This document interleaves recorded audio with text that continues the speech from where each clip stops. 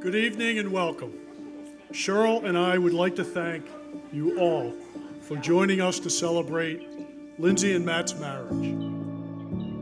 We've been reminded just how much we love you all and just how much we value the time we get to spend with you. Today has been as joyful as it's been, in no small part because you're all here.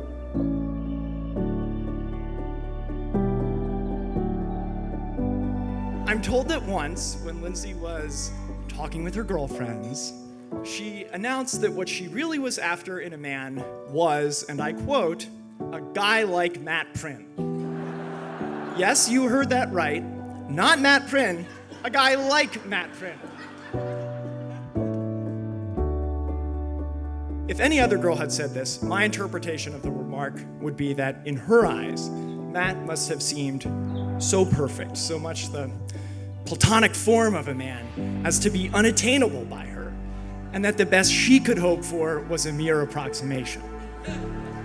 The trouble is that the girl in our story is Lindsay Bennett. And she, like many in the Bennett family, has far too much self-confidence for that interpretation to be even remotely plausible.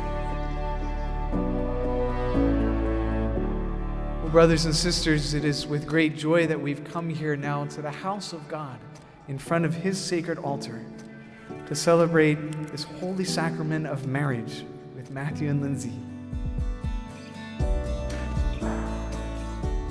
As Jeff, Sean, and I argued about who should go first tonight, I made the case that I've known Matthew my entire life.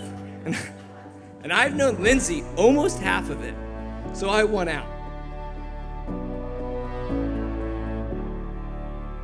Zach almost set me up for this, and I swear to God, I have not seen his speech and he has not seen mine. But growing up with Matt, we'd talk a lot, namely about girls.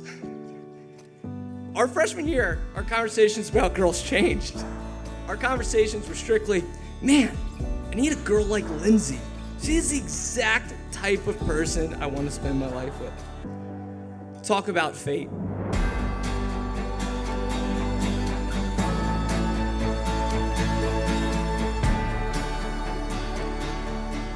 Today, after years of friendship, courtship, and engagement, Lindsay, I'm happy to be able to say to you that you've gotten what you wanted.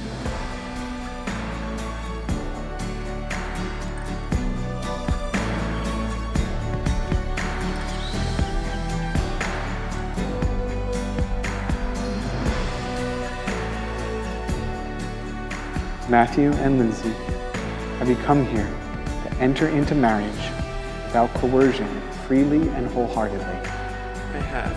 And are you prepared as you follow the path of marriage to love and honor each other for as long as you both shall live? I am. Since it is your intention to enter the covenant of holy matrimony, join your right hands and declare your consent before God and His church. I, Matthew, take you, Lindsay, I, Lindsay, take you, Matthew, to be my wife.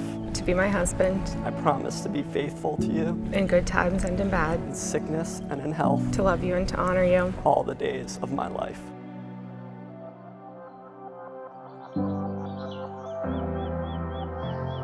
Lindsay, I knew you were the one for Matt when you and I got to know each other personally freshman year in management information systems, and you were living with Brendan. You walked in on the first day of class, and I thought, oh my God, this is so awesome. I have a girl living with my brother who's a senior, and she's talking to me and sitting next to me. Only to find out I wouldn't see Lindsay until the final.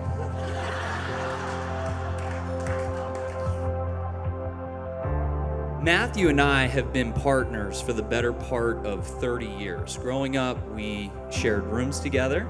We played on the same sports teams together. We went to high school and college together, and we bought our first home together.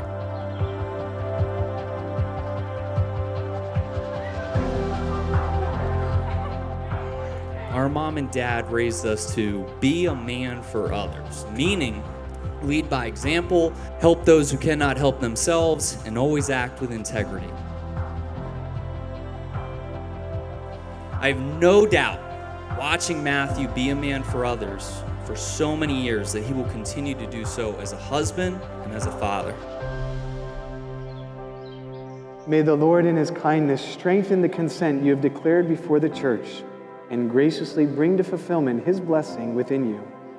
What God joins together, let no one put asunder. It is my joy to congratulate for the first time as a married couple, Mr. and Mrs. Prynn.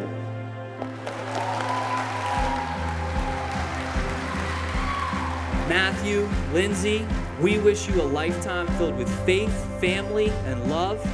And may you always cherish the notion that henceforth you are never alone.